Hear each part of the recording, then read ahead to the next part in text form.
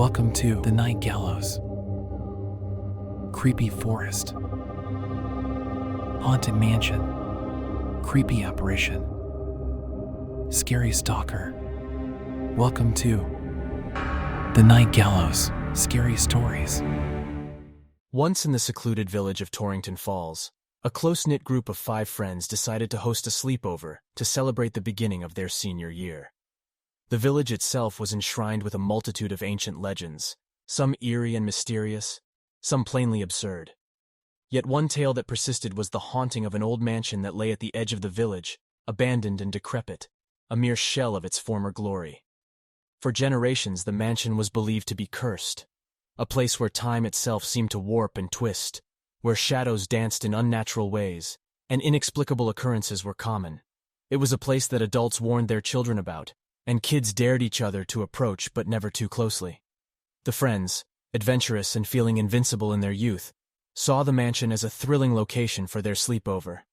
They were Sarah, an aspiring writer with a penchant for the supernatural; Tom, a logical, rational thinker; Emily, fascinated by history and ancient myths; James, an artist with a sensitive soul; and Mark, a brave and adventurous sportsman.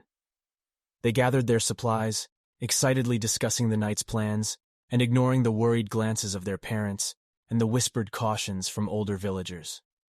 As night fell and the moon hung low in the sky, the friends made their way towards the mansion, each step crackling on the dead leaves that had accumulated over the years.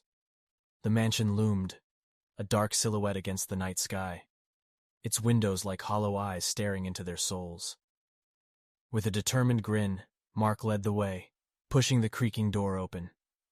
They set up in what seemed to have been a grand living room, now overrun with cobwebs and decay.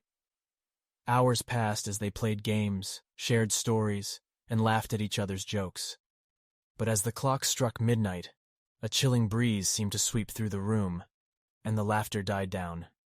Sarah, ever the storyteller, began to narrate the legend of the mansion. It was said that it was once inhabited by a reclusive alchemist who was obsessed with finding the key to eternal life. His experiments led him down a dark path, and he was rumored to have opened a portal to another dimension, letting in something unnatural and evil. The village had since been plagued by a series of unexplainable events. As Sarah's words painted vivid images in their minds, the room seemed to grow colder and the shadows deeper. James, feeling uneasy, decided to sketch the room to distract himself. His pencil moved almost on its own, drawing not the room, but a twisted and horrifying face that seemed to leer at him from the page. Emily, noticing James's discomfort, decided to explore the house for historical artifacts. As she wandered, she stumbled upon the alchemist's old study, filled with ancient tomes and strange symbols. Among them, she found a book that seemed to call to her, its pages filled with dark incantations and rituals. Back in the living room, Tom felt a growing sense of unease. The rational part of his mind battled with what his senses were telling him. The room was alive, the walls seemed to breathe, and the floor trembled beneath his feet. Suddenly, Mark suggested they play with an old Ouija board they'd found in a corner, dusty, but seemingly untouched by time. Though they all felt a knot in their stomachs, they agreed, placing their hands on the planchette. As they asked frivolous questions, the planchette moved hesitantly, but when they asked about the alchemist and what lay beyond the portal, it began to move with a life of its own, spelling out warnings and threats. A mirror on the wall seemed to fog up, and in it they saw not their reflections, but the face James had drawn earlier. Panic ensued, and they scrambled to leave, but the house had other plans. Doors slammed shut, windows wouldn't budge, and the walls seemed to close in on them. Emily, still in the study, began to read from the mysterious book, feeling a strange compulsion. As she chanted, the house responded, and the fabric of reality seemed to tear. The friends were now trapped in a twisted version of the mansion, where time and space were fluid and nightmarish creatures lurked. For hours they battled the horrors, their sanity fraying. Tom's logic failed him as he was faced with the impossible. Sarah's words turned into screams, Mark's bravery faltered, and James's art became a terrifying prophecy.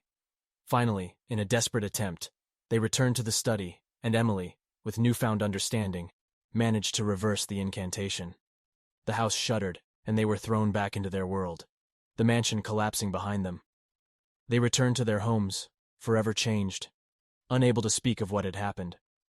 The village quietly acknowledged the loss of the cursed mansion, but the friends knew that something still lingered, a shadow at the edge of their vision, a whisper in the wind. The sleepover had gone wrong, and they were left with scars that went beyond the physical. The nightmares continued, and they could never shake the feeling that they were still being watched by the face in the mirror, the haunting memory of a sleepover in a place where the veil between worlds was thin and terror reigned supreme. Second story. In the town of Hollow Grove lived a group of 6 friends who had been inseparable since childhood. Every summer, they would hold a sleepover at one of their houses, celebrating their friendship and enjoying the warmth of each other's company. This year, it was Amanda's turn to host, and she lived on the very outskirts of the town where civilization gave way to wilderness. The friends, Amanda, Beth, Charles, Derek, Elsie, and Fiona, gathered at Amanda's house one Friday evening. Amanda's parents were away for the weekend, and the large wooden house stood alone, surrounded by thick trees that whispered with the wind. They had a wonderful night planned, filled with movies, games, and junk food. But this sleepover would be different, for someone had been watching them, a stranger whose obsession had grown dangerous. As they settled in Amanda's living room, laughing and reminiscing about old times, they were completely unaware that a pair of eyes was peering at them through the windows, masked by the darkness of the night. The stalker had been following them for months, collecting information, watching their every move. He knew their routines, their likes, their dislikes, and he had chosen this night to make his presence known. As the evening wore on, strange things began to happen. A knock on the door, but no one was there. The phone ringing, but only silence on the other end. The friends brushed it off as coincidences, but a seed of fear was planted. Later that night, as they settled in to watch a horror movie, the power suddenly went out, plunging them into darkness. They fumbled for flashlights and candles, their laughter turning into nervous chatter. Derek, always the logical one, went to check the fuse box, assuring everyone that it was probably just a blown fuse. But when he returned, his face was pale, and he said he had seen a shadow moving outside the window. Panic began to set in, but they tried to calm themselves, telling each other that they were just spooked by the movie and the darkness. But the stalker was only getting started. They found notes around the house, messages that were personal, intimate, things only a close friend would know. Their trust in each other began to waver as suspicion grew. Had one of them gone mad? Was this a twisted prank? They questioned each other, their friendship strained by fear and doubt. Meanwhile, the stalker was enjoying the game, feeding on their terror. He had planted cameras in the house, watching their every move, delighting in their confusion and mistrust. The night wore on, and the friends became more and more paranoid, jumping at shadows, hearing whispers in the wind. Doors creaked, windows rattled, and they felt a constant presence, watching, waiting. In the early hours of the morning, Fiona discovered a hidden room in the basement filled with photos of them, newspaper clippings, and a journal filled with the stalker's twisted thoughts. They realized that this was no prank, no accident. They were being hunted. They called the police, but the lines were cut. They tried to leave, but their cars had been sabotaged. They were trapped. As dawn approached, they decided to stick together, armed with kitchen knives and makeshift weapons. They knew the stalker was still out there, watching, waiting for his moment to strike. Hours passed in agonizing tension, every sound a potential threat. They kept vigilant, their friendship now a lifeline as they relied on each other for survival. As the sun finally began to rise, they saw him, a figure standing at the edge of the forest, his face hidden, his intentions clear. He didn't approach. He just stood there, watching, a symbol of their terror.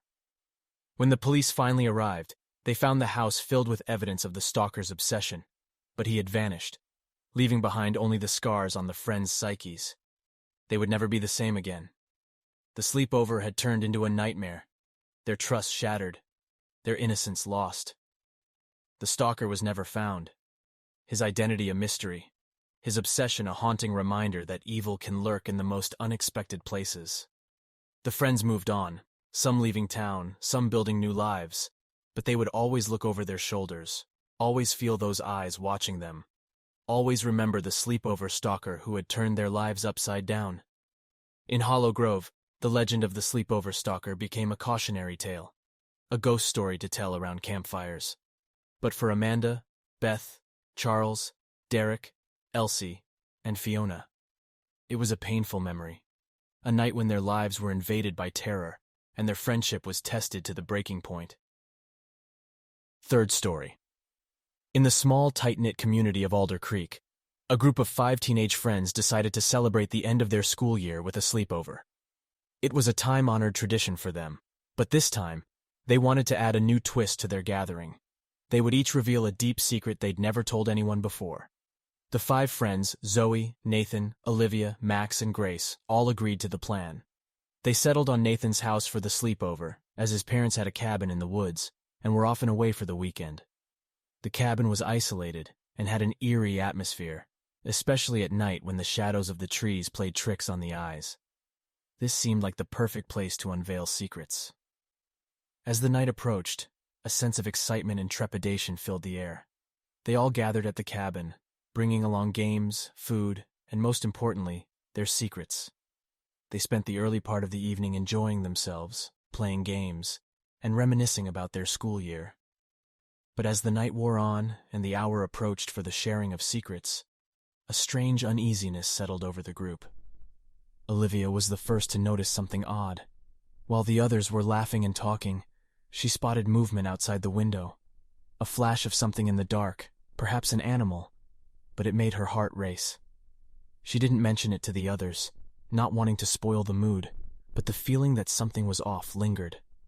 Finally, they settled down, a candle flickering in the middle of the room, casting shadows that danced across their faces. They decided to share their secrets one by one, starting with Max. His secret was relatively harmless, a story about a childhood prank. They all laughed and then moved on to Grace, who shared a more personal, touching story about her family. The atmosphere grew more intimate and trusting as they continued to share. Then it was Olivia's turn. Her secret was more troubling. She revealed that she had been receiving anonymous letters for the past few months. Letters that seemed to know details about her life, her friends, even their sleepover plans. They were signed only with an X. The room fell into silence. The friends exchanged worried glances. A chill seemed to settle over the room. Olivia handed the letters to her friends, who read them with growing horror. They were filled with intimate details, observations, and veiled threats. Someone had been watching Olivia, and now it seemed, all of them. The laughter and joy of the evening were gone, replaced by fear and suspicion. Who could be doing this? Was it someone they knew? Was it someone in the room? They decided to call the police, but the cabin's phone line was dead, and their cell phones had no signal. The feeling of isolation became palpable, the cabin turning from a place of joy into a trap. They decided to stick together, locking all the doors and windows. The night stretched on, every noise magnifying their fear. They took turns watching, not knowing if the threat was real or just a sick joke. Hours passed, the friends growing more and more anxious. Finally, as dawn approached, Nathan spotted something outside. Footprints in the mud, leading to the window where Olivia had seen the movement earlier.